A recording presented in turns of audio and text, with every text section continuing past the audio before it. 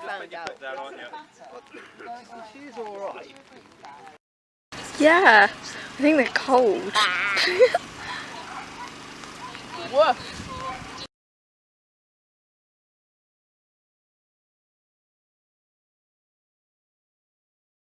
And Wendy, the name of your dog? Ray. And she's a girl, Ray. And tell me a little bit, this is the one that's rescued, isn't it? So tell me about that. We don't know. Maybe down. She's been with us for 3 months. She's a little bit nervous and barks quite a lot, particularly at strangers, and sometimes at dogs, particularly when she's on the lead. Okay, I'm going to ask you to take Ray in and be with Jo. She's got a head mic. She'll be talking to you and working with you through the session. Thank you, Jo. Hiya, come on over. So how old is she? About 6. And do you know much about her life before you?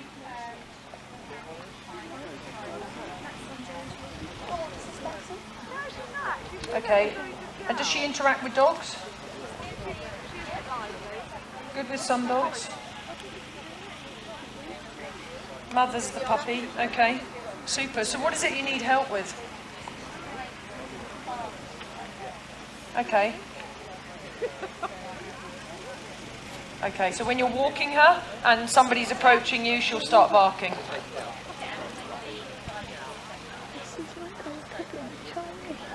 Okay, all right. So what I look at is, when I first see a dog and I first assess them, I look at 2 things. I look at the energy of the breed and I look at the energy of the personality. So Labradors generally, they're working dogs, they're bred to search and find, they're very scent driven. I then look at the personality, which in her case, if you look at a scale, you have the most confident, cocky kind of personalities, and then you have the most shy, submissive personalities, and then you have the ones in the middle. So she's more towards the more submissive, shy personality. We don't know how much socialization she had as a puppy. We don't know about the type of breeding. We don't know genetically how well made she is. So all of that can have a factor. We also look at the health of a dog, because if a dog has health issues, it will affect how they're behaving because of how they're feeling. So we look at all of those factors. We also look at what food she's on. So food is very important when you're working with dogs, because like us, if we eat the wrong foods, it will affect our behaviour. So when you give your children Coke and chocolate, they're high as a kite. If you give dogs food with E numbers in, preservatives in, then it has the same effect. If you also feed dogs things like carbohydrates, grains, quite a lot of dogs are allergic to those components in a diet. So the first thing I do is just get you just to walk around and just go towards people and just let's see what she does. So just walk like you were walking normally. So as she's walking, I'm looking at her body language. So her tail is kind of midline, her ears are fairly sort of low back.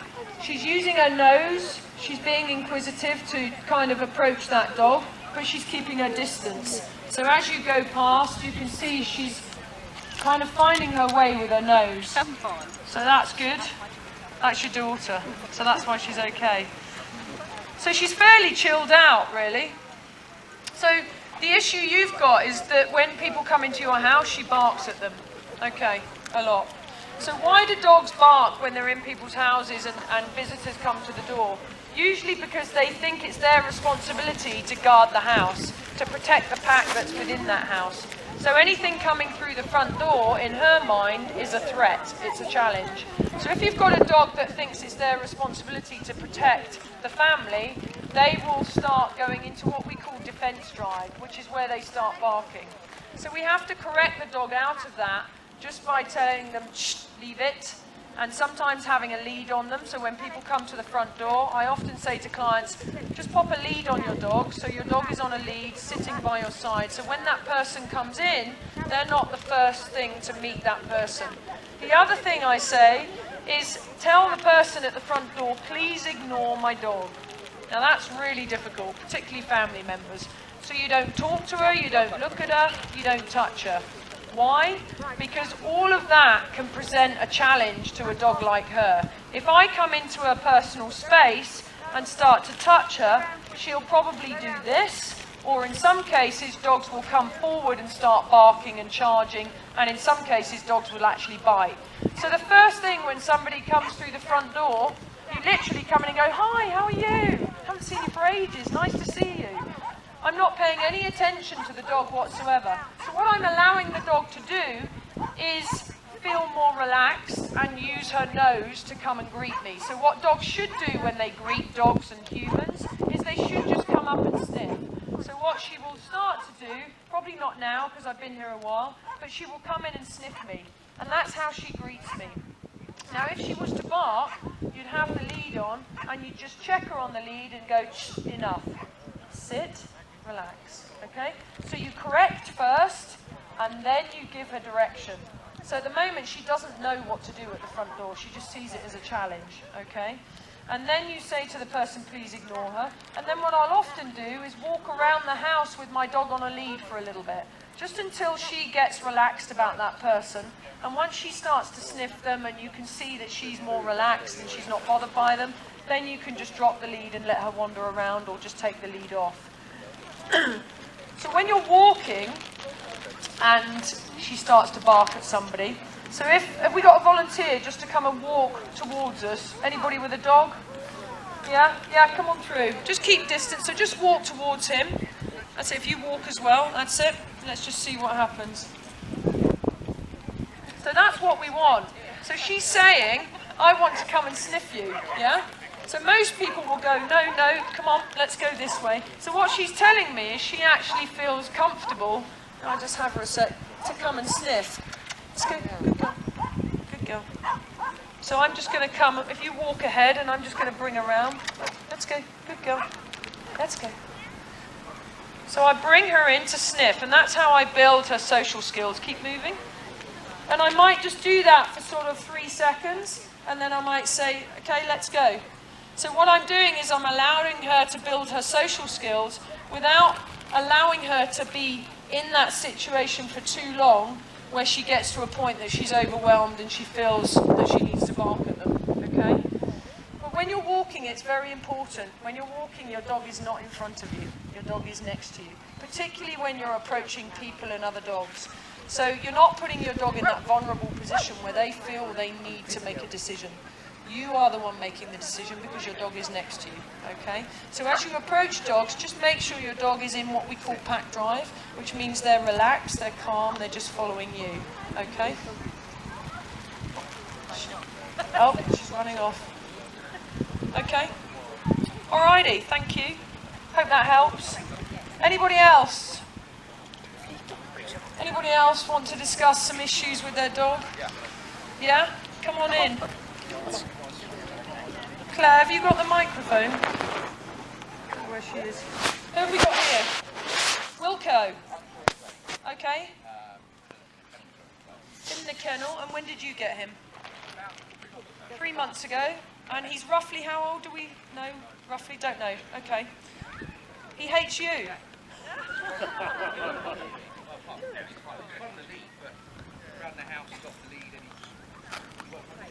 Okay. Okay. And does he bark or does he just run? All right. So when dogs feel challenged, they're animals. They work in survival mode. We do it as well. When we feel challenged, we'll go into fight mode or flight, avoidance or submit. So what he's saying, for whatever reason, what might have happened to him in the past, he might not have been socialised very well, particularly around men. He might have had a bad experience with men. But what he's saying is he feels challenged by your approaching him. So this is key, how you approach a dog. So when I approach a dog, I just come in, and if it's a small dog, I might just come by the side. Let me just have the lead. So when I'm approaching, I'm not threatening him, I'm not coming into his space, I'm just being by his side. So that is what he feels comfortable with, okay? When some people approach a dog, most people will come and approach a dog like this, okay? Or they'll try and grab the dog, all right? Or they'll start talking to the dog and giving the dog eye contact. So the best thing you can do, is he food driven? Does he like food? Okay, so the best thing you can do to build his confidence is have a long line on him in the house. And what that means is that when he feels challenged and he starts to run away, you can just pick up the end of the long line to stop him fighting. Because dogs will keep repeating behaviour that they keep doing. They'll just keep doing it and doing it unless you break that pattern. So what he does is when you approach him, he keeps flighting. So what we need to do is break that pattern. So by having a long lead on him, when you approach him, don't talk to him, touch him or look at him. Just literally walk, go towards him, and if he starts to flight, then you just pick up the long line on the floor and just start to just say, let's go, and get him to follow you, okay? You can also use food. So to build a dog's confidence about coming in on people, you might use food. So for him, he's quite distracted by everything. Yeah, and he's quite, I would say, quite an independent, confident chap. He's not fearful, he's not insecure in this situation. Anything else that he does? Doesn't listen. Okay.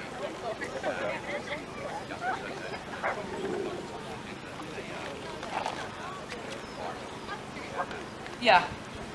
Not had too much training. Okay, let me just have him a sec. Let's just see. What's his name? Wilco. Wilco, let's go. Good boy. So when I start working a dog, I start to build a bond of trust and respect. And I'll often, Wilco, let's go. I'll start to work them on a long line and start to build real recall. Wilco, let's go. Good boy. So what I'm doing is just calling him by his name, and I want him to follow me mentally and physically. Wilco, let's go. So you can see he's following me physically, but mentally he's not. He's looking elsewhere, he's sniffing on the ground. Okay, let's go. Okay, sit. So sit isn't in his vocabulary at the moment, okay? And it's not an essential for a dog where you're trying to work on their behaviour. Sit is kind of a training aspect that you want in the long term, but at the moment I'm not bothered about it. What I'm bothered about is for him to start to follow me and start to dial into me. Okay, that's good. So I'm just redirecting him off of smelling the ground just with some food. Okay, let's go. So if you can start doing some what I call leader-follower work with him to get him used to following you. Okay, let's go. See, he's still not following me mentally because there's too much going on here. So you can start doing it somewhere where there's not too much stimulus. So like in the house where there's not much smell going on, in the garden where there's not too many distractions, and just start working him. Does he sleep up on your bed? Okay.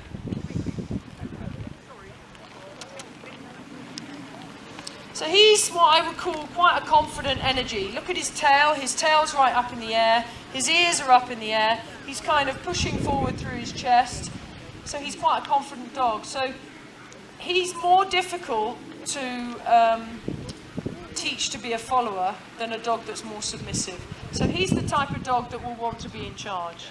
So he's always pushing for that leadership position. So to try and take that leadership role off of him is more challenging than a more submissive dog. Yeah, but you can still work him. So just practice that at home and just see if you can just build that relationship with him. Yeah, all right, thank you. Lurcher, he was a dog that was dumped in Southampton, so I got him from Binfield Dog Rescue about 4 years ago. Ernie used to belong to a family, and they couldn't cope with him anymore, so he's now with me, and we call him Cheeky Ernie. Very needy. Hi. Who have we got? Hugo.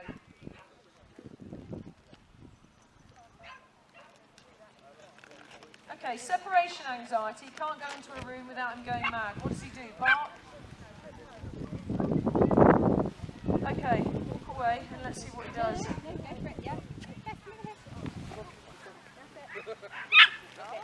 There we go. Okay, come back again. And how old is he? Have you had him since a puppy? Okay. And how much exercise does he get a day? 2 walks a day. Okay. And where does he sleep at night?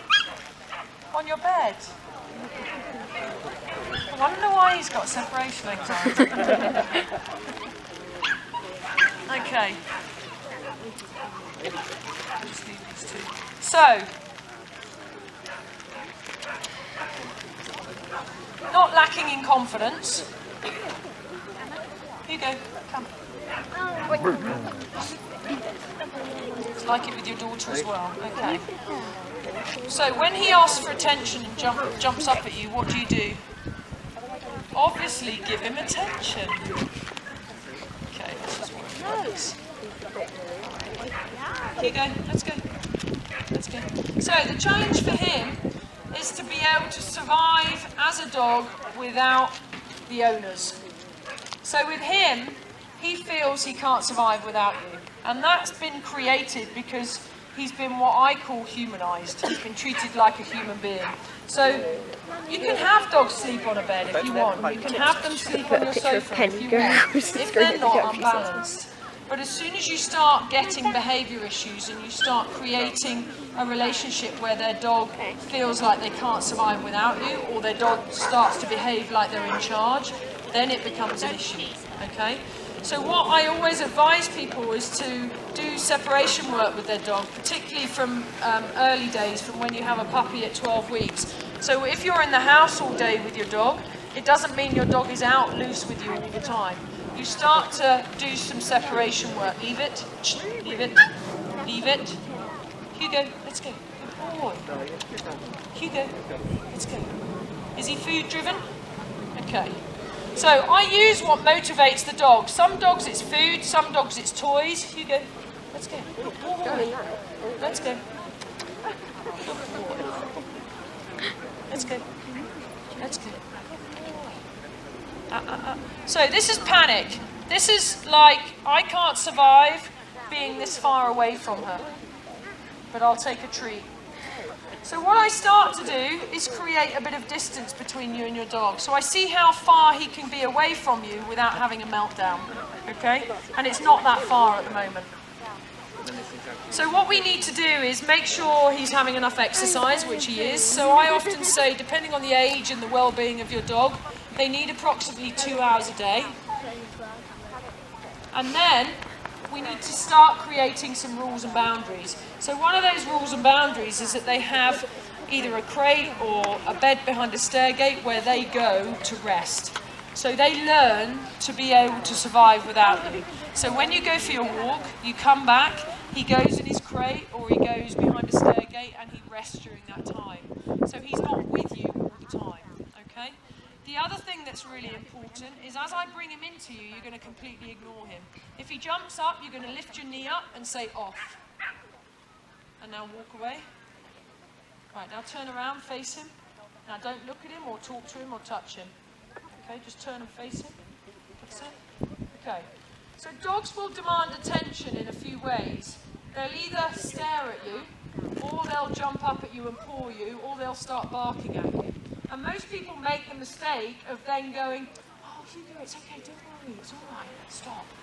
And what you're doing is rewarding that behaviour, okay? What you need to be doing is ignoring him or correcting him. So if he's there staring at you, you ignore him. If he starts jumping up at you, you correct him, okay? So now he's like, oh, well, you're not giving me attention, so I'll just wander about a bit, okay? All right? So you start to give attention, good boy, sit, on your terms, not his terms. You know when you were bringing up your children and they go, Mum, can I have this? Mum, can I have this? And you'd go, yeah, of course. You'd end up with a spoiled child for peace and quiet. So people do the same with their dogs. For peace and quiet, they give them what they want. But the problem is, you give them what they want when they demand it, you create a needy dog, okay? Let's go. Sit. So what I'm starting to do is move him away at short distances and using food to reward him. Hugo, come. Good boy, sit. So I'm starting to distract him from his owner and start to create a bond between me and him. Hugo, let's go. Good boy. Bentley, come. Bentley, come. That's a really scary dog, Mum. Bentley, come. Bentley, let's go. So what's interesting is he's paying absolutely no attention to my dogs. So this is how I know he's a humanised dog. He thinks he's a human being. If he was a balanced dog, he'd be going up and sniffing these guys and interacting with them. Can you just grab Ernie for me? So I want to see how he behaves around dogs. Because we've got him distracted from you. He's not bothered by you now. He's like, okay, I can do this. Now Ernie's going to come in and he's going to sense his energy. Ernie. Ernie. So Ernie's very food driven as well. There we go. So notice he's coming in, but he's not interacting with them at all. Hugo, come. Good boy. So there's the hesitation. The tail's gone down. He's a bit nervous about interacting with them. Okay? So he needs more socialisation with dogs. Hugo. So that's where he says, I feel comfortable. So I bring Ernie to him instead. So there's no interaction at all. Yeah? So I think we need to build his social skills. He needs to be around dogs more and not humans all the time. You need to stop having him, sleep on the bed or on the sofa. You need to start correcting or ignoring him when he's demanding attention. And you need to start building up separation time in the house. Okay? So that when you're in the house, he's not with you all the time. Because I bet if you get up out of a room, he'll follow you. Yeah. Okay. So when I get up out of a room, I start to do place work. So what I do is when I move away, he has to stay there. Okay? And you can have somebody just in that room hold on to him on a lead, like I'm doing. Just leave it. Relax. Let's go. Okay, just walk into him. Lift your knee up and say off. Push into him. Mean it. Okay, so when you correct a dog, you've got to mean it from in here. So you off and own that space. Because they're trying to claim that space. Okay, walk away again. Okay, now when you walk in and he jumps up, you're going to step in. That's better. Nice. Good. Well done. Okay, is that helpful? Joe, thank you so much, and thank you to all of you who've come into the ring. I think we should give them a big round of applause, because they've done very well to come and own up the issues they've got. Thank you so much. And Joe, thank you for showing us your work, because I've watched it for many years and supported Joe for many years, and I think she's really quite magic. But she can help you work with your own dogs. There is no, it's going to be absolutely magic, and only she can do it. She has seen so many owners with their dogs go through difficult times and come out the other end. So we're going to resume the dog show in a moment when Flavia and Jimmy return to the ring. Our junior pack leaders need to get ready. Just to point out, if you're not watching the main events, there are a few things happening around the edge of the main ring.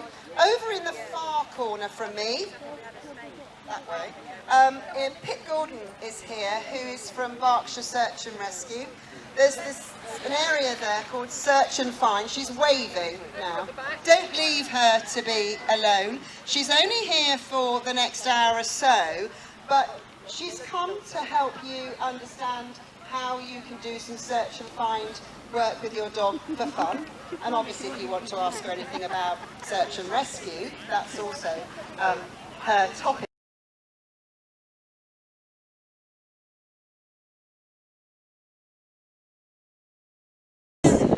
Where's everybody else? Come along.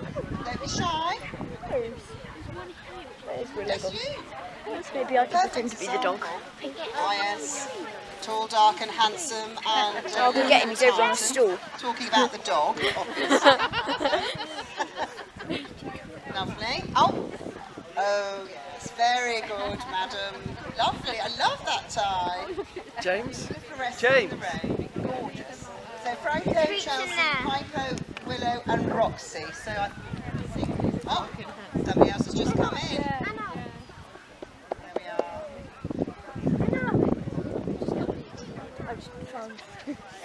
Overlooking at the trombone. Fabulous. I think we'll just stop there, please. Late entry. Late entry. Dog-like owner? Yes. Okay. Can't you tell?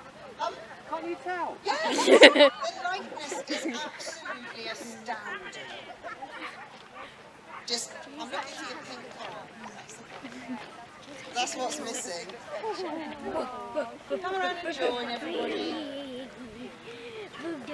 Don't let Piper away with her. Let's find out a little bit more about the dogs and their owners. Tell us a little about, oh, it's beautiful. Beautiful eyes. What dog is it?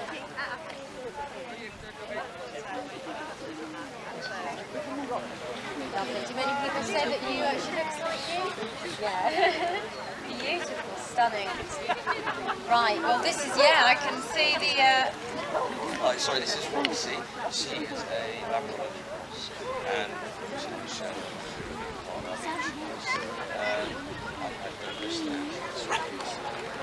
perfect mix then, and the bandanas, I love bandanas, so yeah, thumbs up for me. Who do we have here? This is Willow. She's 3 years old. She's Gorgeous. Do many people say Can you not stand in my way? all the time. lovely? Okay, here. Who's this? Franco. And is Franco Cavapoo? Yes, of course. Beautiful. And do you often wear matching colours? Lovely, great fun. And who's this? How old is Piper? Goodness me, she's doing incredibly well, isn't she? Are you doing a lot of training with her? Gorgeous. Do people say that you look like each other? Not really. But she's beautiful. Hey, like that. She behaves like me, but she just a little bit different because I'm a dog and She's a little bit naughty and a little bit good. Yeah. Gorgeous. Well done. I'm the dog and she's Yes. Absolutely. Okay, so very tricky this one actually. Very good competition this year. Let me have a think.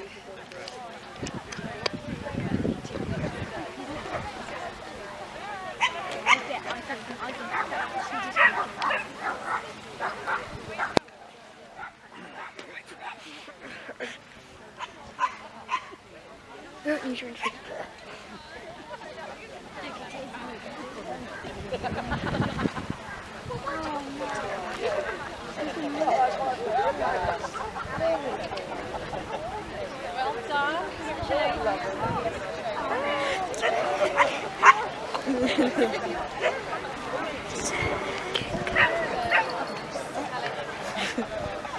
Well done for looking like